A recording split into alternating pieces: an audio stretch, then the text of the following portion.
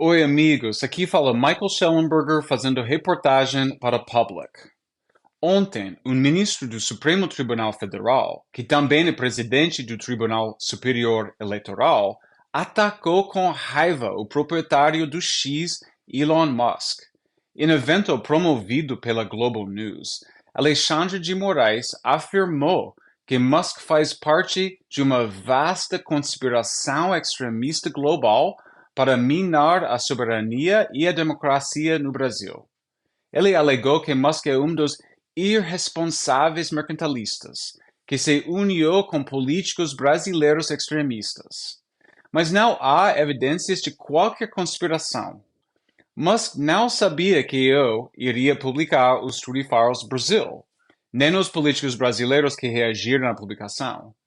E muitos dos políticos e jornalistas que Alexandre de Moraes demoniza como extremistas são defensores dos direitos e garantias individuais, como a liberdade de expressão e o princípio da legalidade, incluindo o direito de criticar Alexandre de Moraes.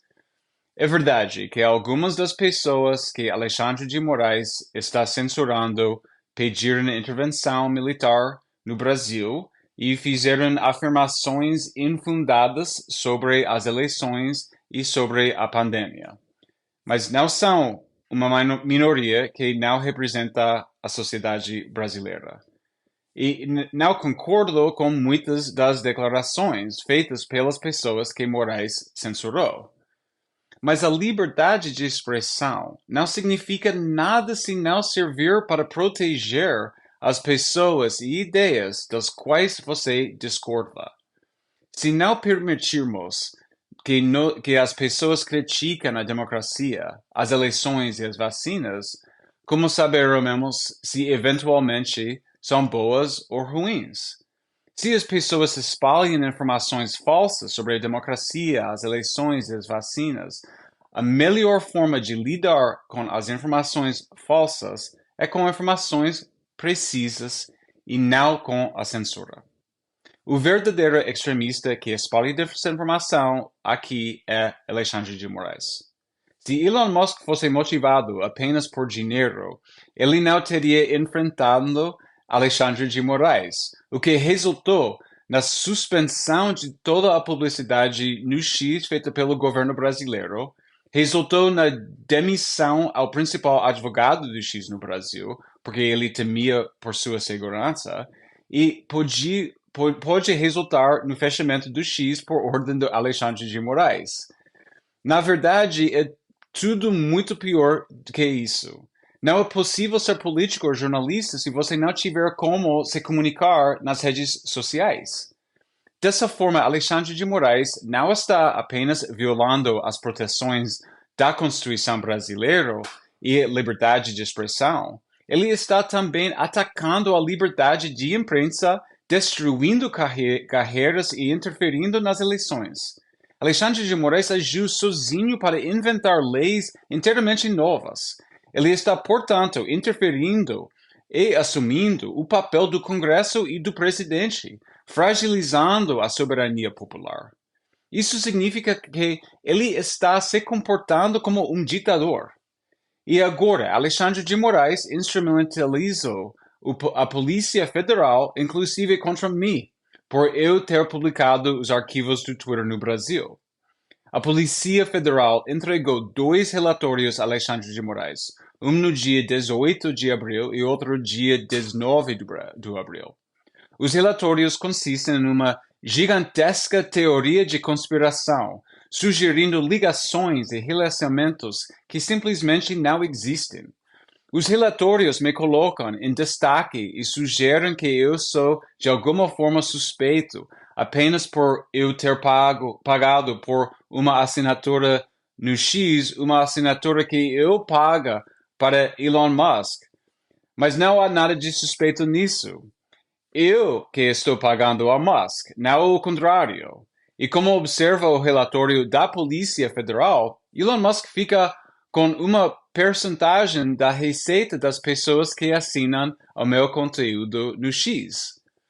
E os relatórios afirmam que as pessoas que Alexandre de Moraes exigiu que fossem censuradas, obtiveram acesso limitado para se comunicarem através do X, em particular no X Spaces, que permite conversas ao vivo. Em outras palavras, Alexandre de Moraes está totalmente obcecado em silenciar seus inimigos. Não basta que o X tenha perfis bloqueados, ele também não quer que essas pessoas possam usar as suas vozes. Contribui ainda o fato de que o governo brasileiro paga diretamente a mídia de notícias brasileira. O governo de Lula aumentou em 60% o financiamento governamental apenas para o Globo.